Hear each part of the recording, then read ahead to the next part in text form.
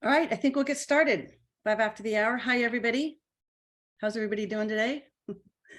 I'm Elizabeth Shea. I'm with REQ, a full service marketing and PR firm here in Washington, DC. And we're very excited to be here. I see some of my team on this call. We are joined by our co-host, Sue and Kathy, if you want to say hi. Hi, everyone. Great to be here. We're with Ceres Talent. We're a marketing recruiting firm in Reston, for those of you in the DC area. I'm really excited about this conversation today. It's obviously a hot topic. What's that? Go ahead. Oh, I just said Kathy. hello, what Sue said. Yeah. Okay. All right. So just a couple of, hold on. I'm getting another notice. Okay.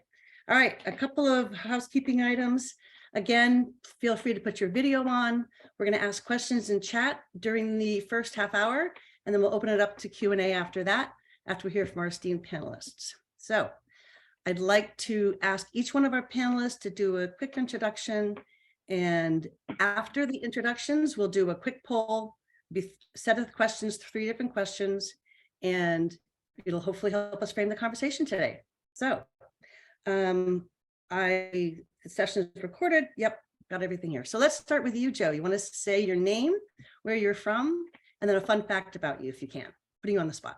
Sure. Okay. Yeah. Hi, everybody. Joe Pendry. I am VP of Marketing and Communications for Akima. We are an Alaskan-owned company, ANC. So we are a government contractor, but that means that our shareholders are all Native Alaskans. 15,000 of them, half of them live above the Arctic Circle, and so a little different model and how we go to market. We might get into some of that later. I've been here now for over 5 years, and before that I was at stops with Leidos, Lockheed Martin, GDIT, and Symantec in the government space. Let's see here. Fun fact: I go by Joseph Pendry, and that's mainly because my father, whose name I share, was a football coach in the NFL for 30 plus years and was actually the offensive line coach for Nick Saban for his first national championship down there at Alabama. So I've gone a little different career direction from him, but that's why I'm kind of tough to find. That's not really great SEO for me professionally. So I'm Joseph Pendry professionally. So that's my fun fact. Sound excellent. Good? Yep. Perfect. Thank you. Okay, we'll turn it over to Roela. Hi, everyone. Great to see you all. I'm Roela Santos. I'm the Senior Vice President of Marketing and Communications at Amentum. Amentum is a global engineering, complex project management, and system integration company. We're private equity owned, but we're pretty extensive. We operate in 85 countries and all 7 continents with 44,000 employees, providing mission solutions and capabilities to our US government, as well as allies in Fortune 500 companies. And my fun fact, I love doing pet portraits, and I think that's probably also my post-retirement second career. Oh my gosh, I have 2 foster fails for you.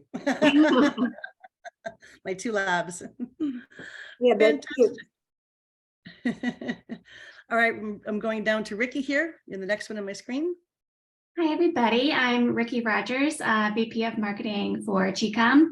GCOM is a technology firm. We serve mostly state and local government agencies in health and human services, justice and public safety, and revenue and tax, based out of Columbia, Maryland, but offices all over the country.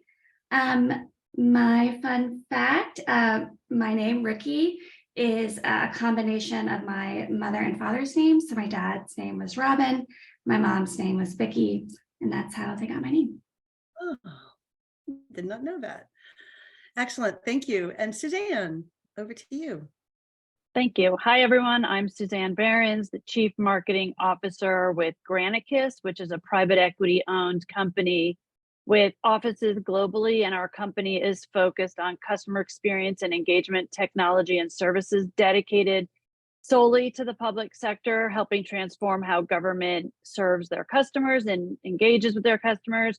I've been here just 16 months, and prior to this, I owned my own consulting company for 10 years. Prior to that, I built and ran the Microsoft public sector marketing business for over 16 years. And a fun fact about myself, might sound a little strange, but I was born on Friday the 13th, but in my Italian heritage, the number of 13 is lucky. I also met my husband on the first day when I started Microsoft back in 1996 on April 1st, April Fool's Day. And oh, my best friend grew up on Elm Street. So, but I promise I'm not a nightmare, but all those things combined seem a little odd. Lots of symbolism there. Yeah, a lot of symbolism. So when Sue, Kathy, and then on my team, Katie Hanasick and I all started to talk about doing this program, we know that there have been quite a few changes in the last couple of years during this pandemic, and no industry has been untouched. And in B2G, it could be could be some unique trends that we've seen, and we wanted to have that be one of the topics today, is to talk about what types of things have changed and what do we see in the future. So I'm going to start with Joe, if I can, to ask you, in your world, how have you seen things change? How has it affected your marketing strategy as we move into a different phase of execution on marketing strategy? What can you share with us that you've seen? Yeah. So, I think the last, say, 3 years have been really interesting for all marketers, and certainly government marketers. I think the most obvious change that I've seen from our end, and, so we're the government contracting side, we're the services side. So that access to our customers and their missions is very, very important. And so meetings, face-to-face meetings, whether they be through events or in an office setting, has just sort of been the lifeblood of any marketing campaign, and certainly what we get asked to do in support of sales or our operations folks. And, for years, even prior to COVID, you heard about how hard it was to get access to customers. That wasn't new, but man, COVID really that slowed to a trickle in terms of the amount of real kind of quality face-to-face, customer interaction that you got. So, that was an obvious one. I think so we're a mid-size, I guess I'd say. I think somebody I think it was Sue put out a LinkedIn. We were 34th on the Wash Tech rating that just came out. So, good enough size, but not as big as some of the really big ones where I've been. And I think digital helped us because, the barrier to entry to, going digital to help anticipate the fact that you wouldn't have that face-to-face. It really forced us to get better at content creation, content delivery, targeting, persona building, all that stuff. And we could do it at the same price as people that could outspend us or could bring an F-35 to a trade show and just blow us out of the water in person, big events. So that was, I think, a welcome change. Changing your budget around was interesting because there always I don't know about anybody else, but every year you thought, okay, next year is going to get back to normal. Next year is going to get back to normal. How do you budget for that to anticipate, the return to in-person? And I think this year is the first year you've really seen that happen in a big way, at least in our experience. The in-person events, everything from, meetings at customer sites all the way through to big trade show presence. It's really come back in a big way. Extroverts are going to extrovert. They've been waiting for 3 years to get out there and talk to everybody. And so we're really being pulled upon to make that happen. And I think a pain for us is, how do you do that and not lose all the great digital magic and all the where you were focused for those past 3 years from a delivery perspective. So, but the good news there is we are getting, you're starting to see much more, I think, customer, it's starting to get back to normal. Although I think, at least in our experience, the government buyers that were able to not come into the office. I mean, some of our clients came in the office all through COVID, but some of them didn't. And I don't think they're coming back in a big way. You're starting to see that thaw a little bit, but I think that's going to be at least that hybrid environment, like in all other industries, like you're hearing everywhere else, that's gonna continue. So in a nutshell, that's sort of, that's how COVID hit us, Elizabeth. No, completely. Have seen that in other industries as well. Part of this format is I'm going to not call on everybody per se, but if anyone else, if the other panelists have anything to interject or add to that, please share at this point, or anyone. Okay, so I skipped over the poll, so shame on me. If we can, we're going to go ahead and throw a poll up asking for, and you need to scroll down, I believe. Yes.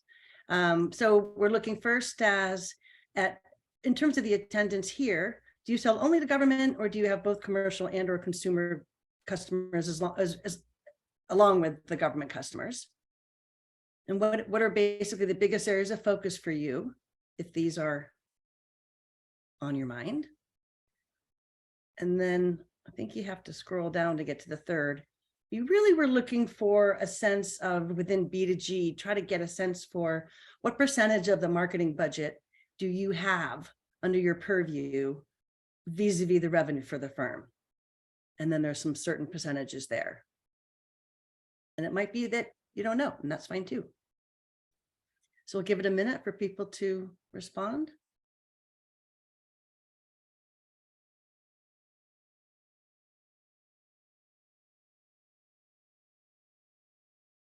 Tell me when we're ready. Sam, you think We've got about half. okay?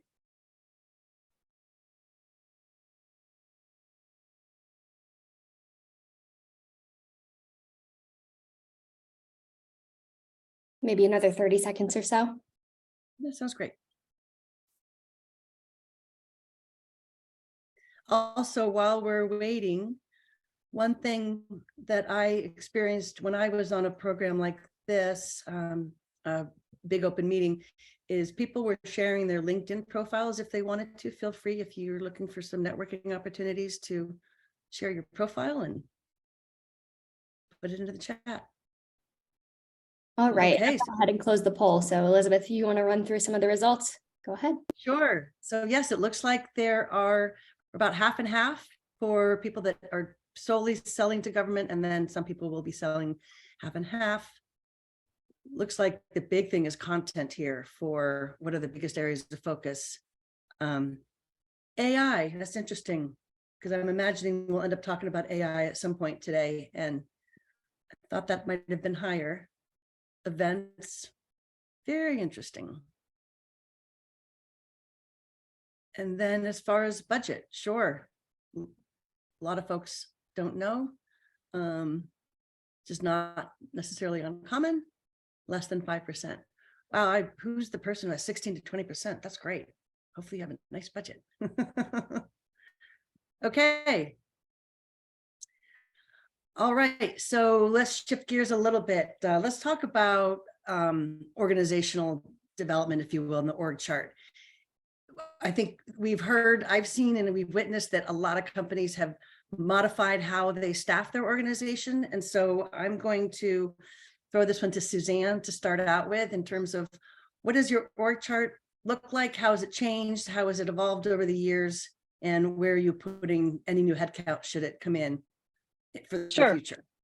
Yeah, so like I mentioned earlier, I've only been at Granicus for 16 months, almost closing in on, and they were very focused, because we're private equity owned. We were very focused on solely demand generation for the most part, with some in-house brand and design.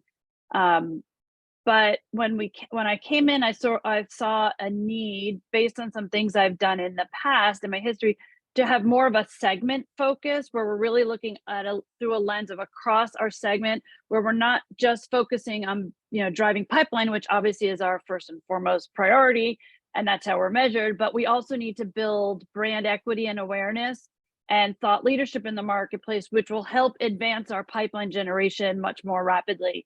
And so I re-engineered our entire demand generation team to be more segment focused. And I broke them down into smaller segments, one for federal, one for state, we have a very big local business that we've parsed that out. Many other organizations have that. Granicus had it in different bits and pieces, but we really need to think more broadly across the segment and have initiatives going after, pipeline, thought leadership, relationship building, and building brand equity. And in addition, we also saw a need, we needed more dedicated folks that really could focus on digital marketing, where while it's everyone's job and digital and social efforts are omnipresent in our lives, but having someone really laser focused on building brand awareness and equity via social channels, thinking about intent marketing and how do you use digital to target folks from an intent perspective. So we've really evolved thinking through that lens. So I have some dedicated digital marketers that are doing nothing but, working with companies like a Sixth Sense and some others that can help us really zero in on a customer's intent and where they are in the purchase and intent cycle. And I think that's really, understanding the user's intentions will help us serve more meaningful and personalized content that aligns to the customer's needs through multiple channels and provide multiple ways for our customers to interact and engage with us, versus before we were sort of blasting out marketing in more of what I call a spray and pray format, which is more as like a hope.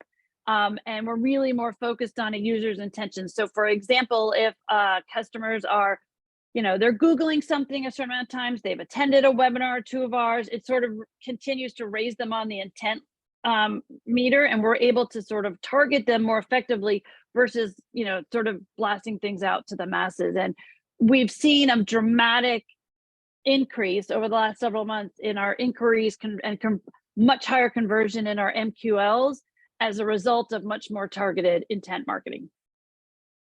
That's fascinating. I was just about to ask you as a follow-up question. So how is that working for you? And it sounds like it's really paid its dividends. So yeah, we have seen double the amount of MQLs as a result of being more focused on intent versus more, instead of being more interruptions, we're more focused on intent. Interesting. Fascinating. So as far as an organizational chart, can you share anything that might have changed in your world, Rikki? Have you had any major changes that that have evolved as you continue to acquire companies and such?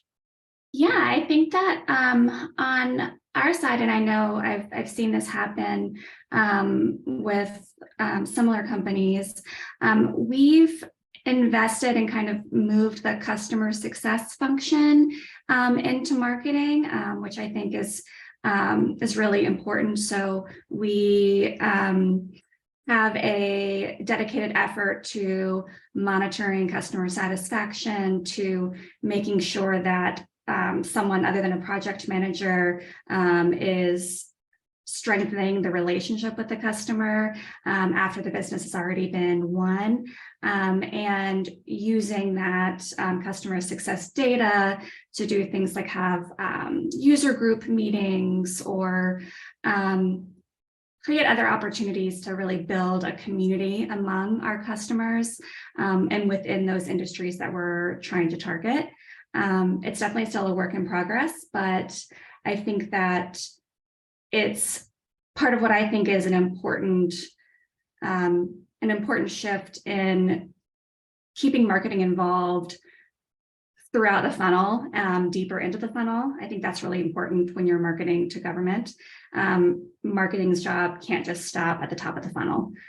We need to be more engaged at the bottom of the funnel. And then I always like to think of it as an hourglass where you're expanding that client base as well. So making sure marketing is empowered to help throughout. We have seen that as a trend in particularly the last year or two. So it is really important to realize the journey doesn't end once they become a customer. So in terms of, I'm going to switch to Roela now and talk a little bit more about some of the acquisitions you've done. You continue to be on an acquisitive trail. How does that affect your organization? How has that affected your marketing tactics? Is there anything you can share there in terms of trends? I think we're similar to M&A in general.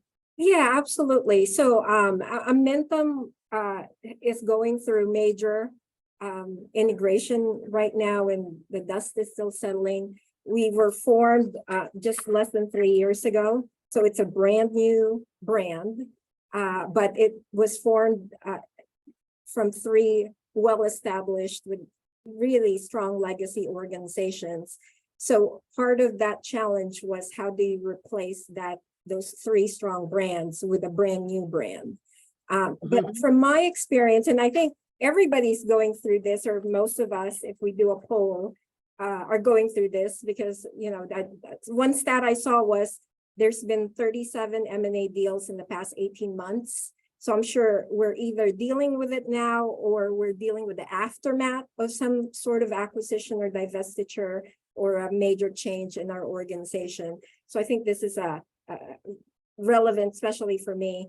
I think for my experience, and I've worked on 18 acquisitions throughout my career, everything from, you know, the $50 million acquisition to $2.5 billion acquisitions. And from my experience, looking at the brand equity of the company and the strategic goals of the organization is even more important in dealing with brand and the strategy for the brand, even more important than the size of the companies that we're talking with. So for example, you know, with the brand equity, you know, how strong of the brands are you acquiring? Because that's certainly part of the equation, and having those discussions early is very critical. And having those discussions internally, because you want to make sure your internal brand identity is aligned with what you're showing out externally too. It's also important in terms of your strategic intent. From a business perspective, is the acquisition transformational? And is that the direction overall that the company wants to go? Or is it a tuck-in acquisition that basically just enhances your existing portfolio? So that's a factor in that equation. And then, you know, from our perspective, do we want to be a house of brands or do we want to be a branded house? And certainly it's interesting, you know, with all the environment that's going on too, how things are shifting. I did a stint, I spent 11 years at Raytheon. So for me, a good case study is the Raytheon UTC acquisition. UTC acquired Raytheon in this multi-billion-dollar deal, but they ended up using the Raytheon brand as their corporate brand. But they also are going to market as a house of brands when they kept the Collins and the Pratt & Whitney brand. So obviously it wasn't a cookie cutter, okay, UTC acquired Raytheon, it made sense on paper that UTC would keep the name and all of that, their name, but they embraced Raytheon. So it really is dependent on a lot of different factors in the market. But I think it is very important to, like I said, align your brand strategy externally with your internal identity too. So you can't just separate those two and focus on one. No, that's very interesting. Joe, I think you are in a somewhat similar situation where you have many brands underneath you that had been independent at one point. Could you, I'm putting you on the spot now, could you share any insight as to how the government responds to that? Is that a good thing, bad thing? Are they brand sensitive? I think they are. I mean, I think the government is definitely, I mean, you look at most government buyers, you're going to find they're fairly risk averse. So, you know, they're going to want trust in their brands. I think the issue that we have, and you kind of alluded to it, we're sort of more of a brand family approach because we have multiple small businesses that are in our portfolio, as opposed to an Amentum, which is kind of pulling together three big companies. We got a bunch of smaller ones. And so it's more about our strategy has been to really focus in on the Akima brand as sort of the thread that goes through all of them. So it's part of the family. So therefore, you know, there's a certain level of quality, there's a certain level of, you know, agility, all the things that we're going to put into our branding there. But I do think that, you know, you fight with finance folks all the time who will tell you shouldn't make any difference, right? Cost should be the thing. Branding shouldn't make, and then I asked them, okay, what shoes did you buy? What car do you buy, right? Brand always makes a difference to individuals, and individuals make these these decisions. And so they need to feel good about the brand. And I think the last part of that in the services world, and I know Roela has this too, that delivery, we're going to do all that work to make sure it's all smart and well communicated and all that. At the end of the day, it's got to be in concert, like she said, with how you're delivering on the customer site, your people in a services, government services especially. That's where your brand is delivered. And study after study shows that their perception of your brand is how the government customer's perception of a government contractor's brand is based on how they view you treat your people, right? And how those people sort of are your brand ambassadors. So that's another way to, it doesn't matter about what logo the operating company in our world has, or where you acquire them from, but that consistency is the key. So a lot of what Roela is talking about, but just, I don't know, many smaller iterations of what she does. Mm-hmm. Well, and Rikki, maybe you could tag on to this, pile onto this one to talk about differentiation and why that's so important, and how you think that either it's changed or it might be changing in the future, the differentiation when you're not necessarily at all the trade shows that are out there. Can you talk a little bit about that? Well, going back to the point about M&A, I think that there's no one size fits all. You have to do what's right for your company, and I totally agree, align with your own goals and internal culture and strategic vision. I think that for mid-sized companies, especially when you're going through several acquisitions or acquiring companies in kind of rapid succession, I think that it's important to think about how you're going to avoid watering down the brand equity that you already have, and how to kind of capitalize on and maintain any brand equity you've already built up, right? So most brands, especially in the government contracting world, I mean, there's brands like Microsoft where they can have 1 million different product names. They can have distinct names for each business unit because the brand equity in Microsoft is a given, right? Everybody already knows that brand. If you're not Microsoft, which I assume most of us aren't, I think it's important to keep in mind that you want to consolidate your brand awareness on one brand name in order to make it as long-lasting and sustainable as possible. So I think that in my experience, unless there's a compelling reason to have multiple brands, which sometimes there is, but if there's not that compelling reason, I think trying to consolidate and really go all in on one brand is the way to go. In terms of differentiation, I mean, I think, in our business, it's the way that we win new business is so distinct from B2B or B2C. So especially with, the proposal process, et cetera.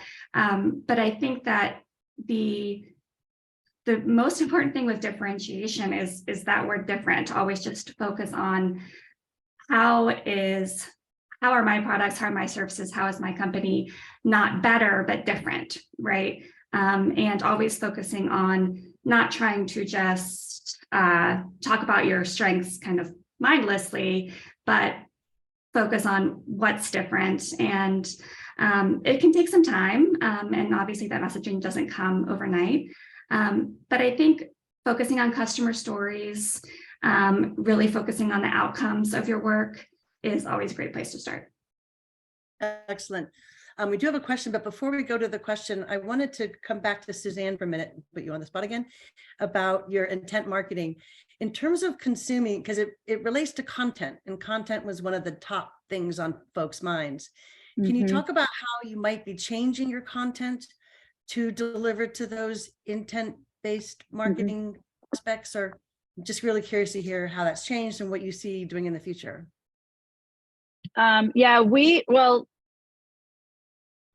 In sort of what I mentioned earlier, we've changed from this mass approach to more of this intent marketing, where we can deliver more targeted messages directed at specific individuals and personas based on their online behavior.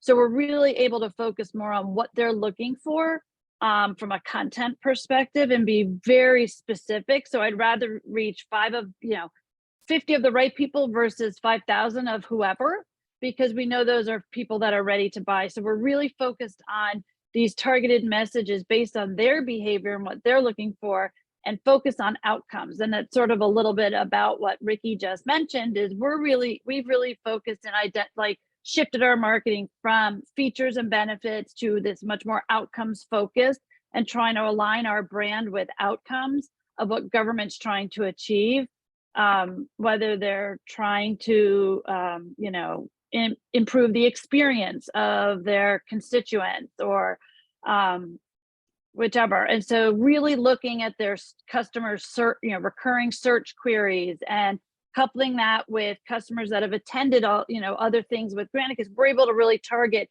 this customer, and we could target the content, the specific message that's very outcomes focused based on, what they're looking for. And that really and that's targeting the accounts that matter most with the highest intent to buy.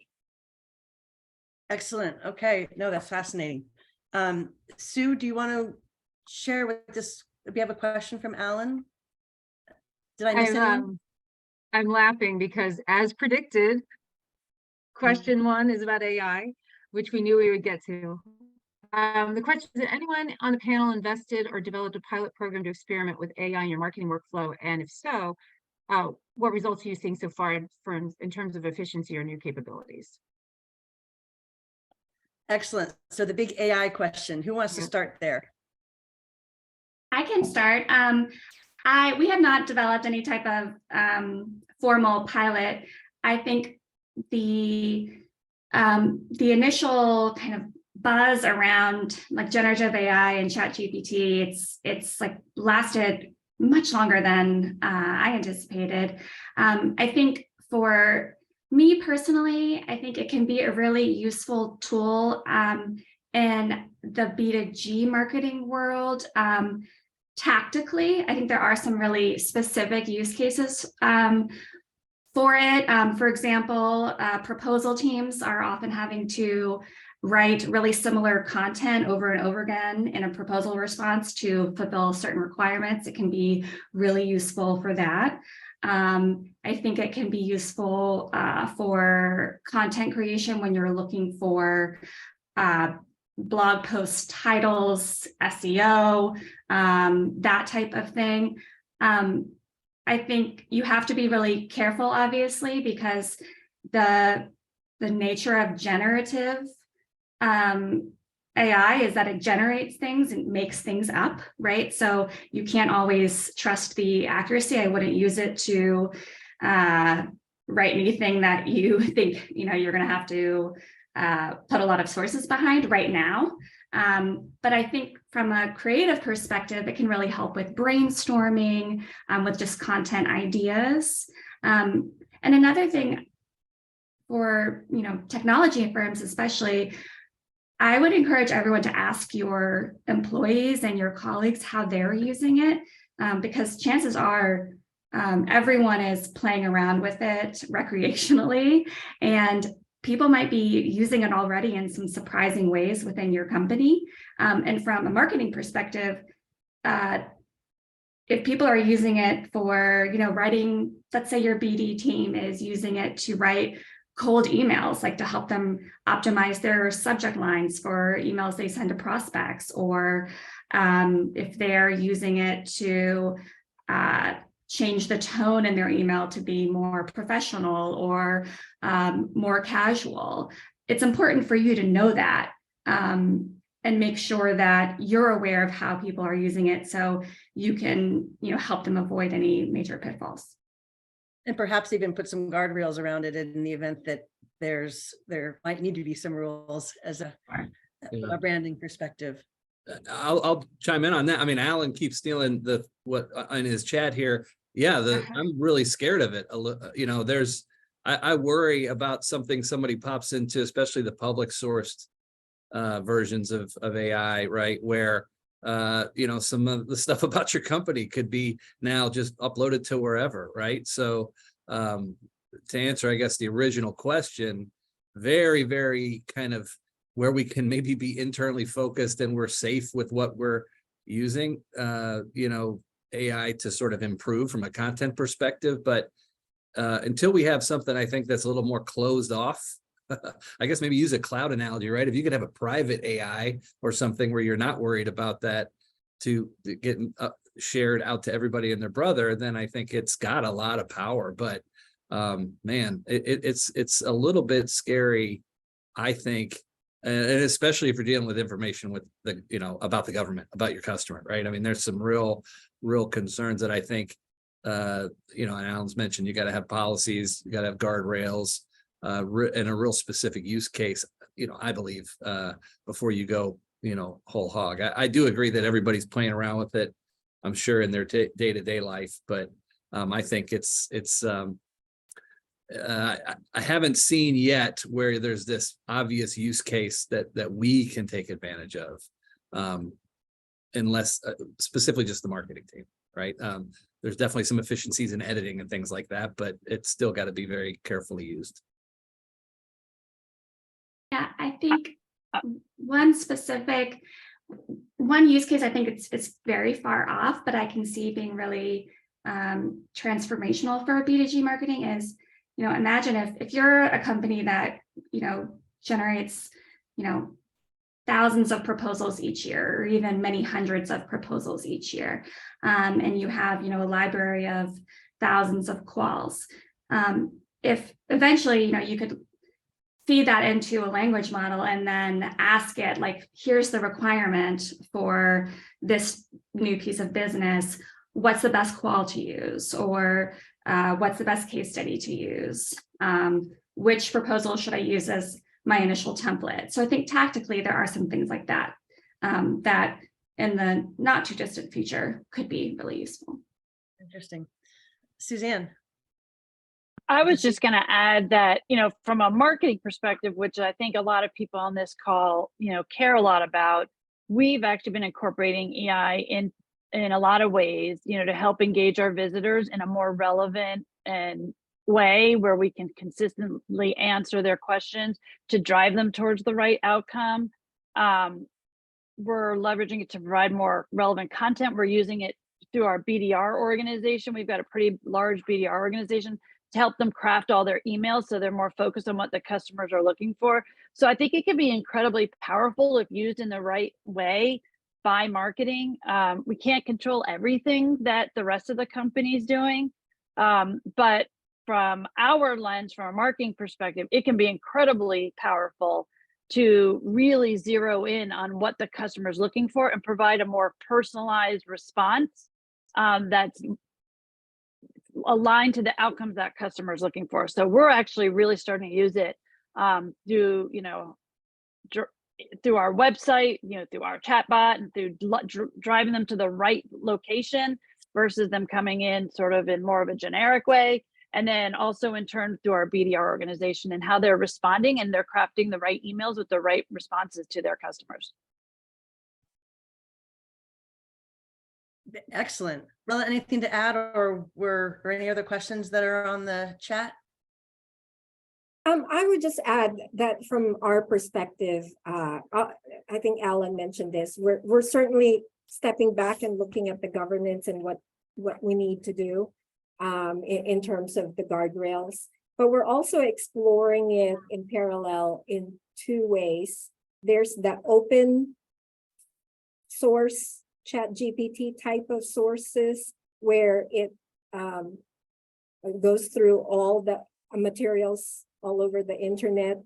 And then there's some tools that are coming out that really exciting tools that are more closed off and proprietary. So you're working off of a select and curated set of content as opposed to just whatever's out there.